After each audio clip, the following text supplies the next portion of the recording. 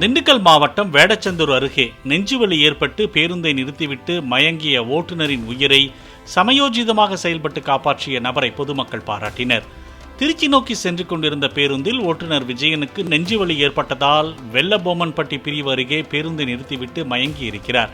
அப்போது அங்கிருந்த செந்தில் என்பவர் பயணிகளை இறக்கிவிட்டுவிட்டு அதே பஸ்ஸை ஓட்டிச் சென்று விஜயனை வடமதுரை ஆரம்ப சுகாதார நிலையத்தில் சேர்த்து உயிரை காப்பாற்றினார்.